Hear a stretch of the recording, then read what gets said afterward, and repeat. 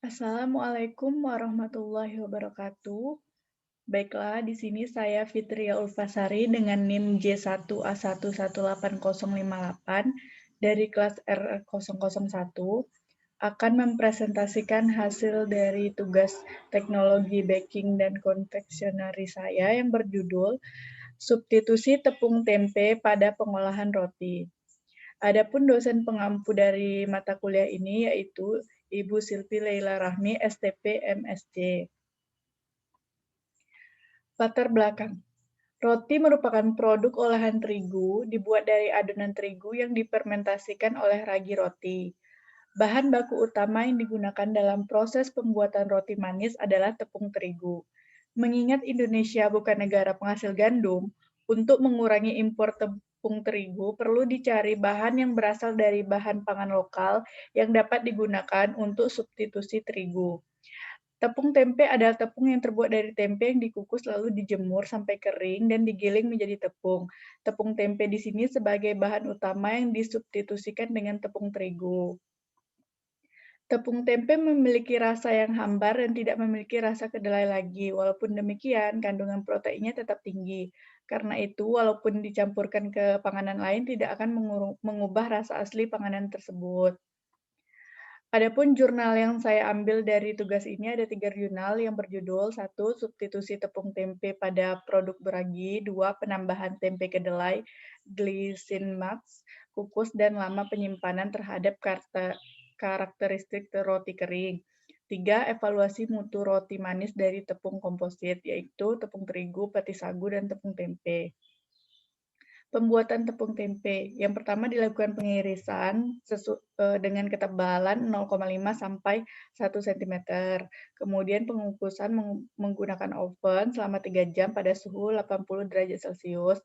Kemudian pengeringan dan penghalusan. Pada penghalusan ini menggunakan blender, kemudian diayak dengan menggunakan ayakan berukuran 80 mesh.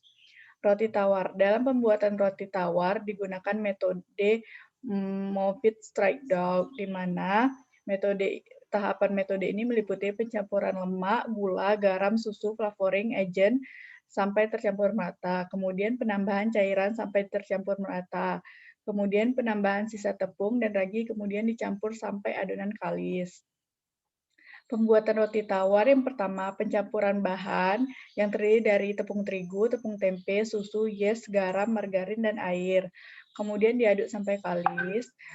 Kemudian dilakukan pencetakan menggunakan loyang yang telah diolesi telur. Kemudian difermentasi. Selanjutnya pengovenan selama 40 menit dengan suhu 160 derajat Celcius. Roti manis. Roti manis tempe yang dibuat menggunakan teknik modif strike dough method, yaitu pencampuran bahan-bahan kering, lalu baru ditambahkan cairan dan diaduk sampai kalis, lalu di-proofing sampai hasil yang diinginkan.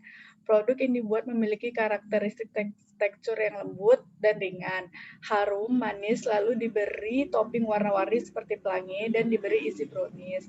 Pada formula yang menggunakan 20% tepung tempe dan 80% tepung terigu, juga dilakukan pengurangan gula karena jika terlalu banyak gula, adonan yang dihasilkan masih terlihat butiran-butiran gula dan proses fermentasi berlangsung tidak sempurna. Adapun pembuatan roti manis yaitu persiapan tepung komposit yang terdiri dari tepung terigu, tepung pati, dan tepung tempe. Kemudian dilakukan penambahan gula, ragi, dan garam. Kemudian pencampuran bahan dengan mixer selama 7 menit, kemudian ditambahkan air sebanyak 50 ml. Kemudian ditambahkan margarin dan dimixer kembali dengan kecepatan tinggi. Didiamkan selama 1 jam, kemudian dipanggang menggunakan oven pada suhu 160 derajat Celcius selama 30 menit. Adapun pengujian pada tepung tempe terhadap roti manis yaitu pengujian kadar air, kadar protein, dan kadar lemak.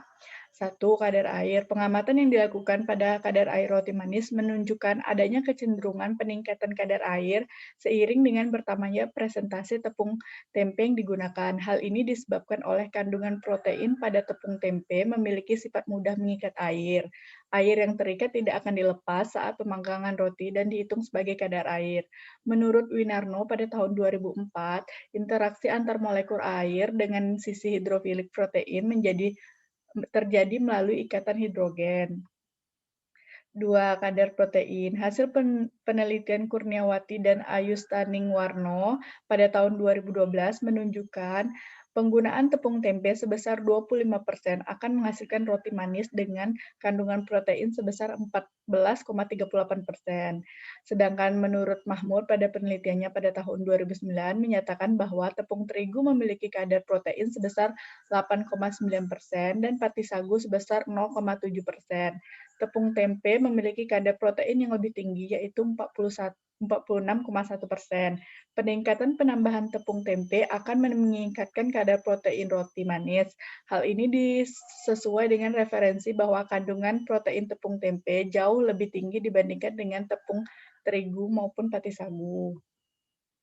Kadar lemak, menurut Ningsih pada penelitiannya tahun 2005 menyatakan bahwa kandungan lemak pada roti manis pada umumnya sebesar 13,68%.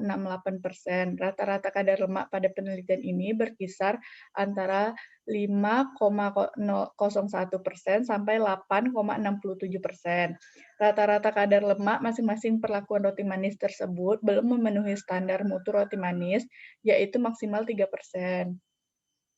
Santoso pada penelitiannya tahun 2005 menyatakan bahwa kandungan lemak pada tepung tempe merupakan jenis asam lemak tidak jenuh. Asam lemak tidak jenuh mempunyai efek penurunan terhadap kandungan kolesterol serum, sehingga dapat menetralkan efek negatif sterol di dalam tubuh. Hal ini menunjukkan bahwa kandungan lemak pada roti manis yang dihasilkan pada penelitian ini aman untuk dikonsumsi. Perlakuan terbaik pada roti manis berdasarkan parameter yang telah diuji dan memenuhi SNI adalah perlakuan dengan komposisi 70% tepung terigu, 15% pati sagu, dan 15% tepung tempe. Roti manis yang dihasilkan mengandung kadar air sebesar 18,23%, kadar abu 1,48%, dan kadar lemak 8,67%, kadar protein 11,67%, dan kadar karbohidrat sebesar 59,94%. Baiklah, terima kasih atas perhatiannya dan kesempatannya. Semoga video ini bermanfaat bagi banyak orang. Saya ucapkan Assalamualaikum warahmatullahi wabarakatuh.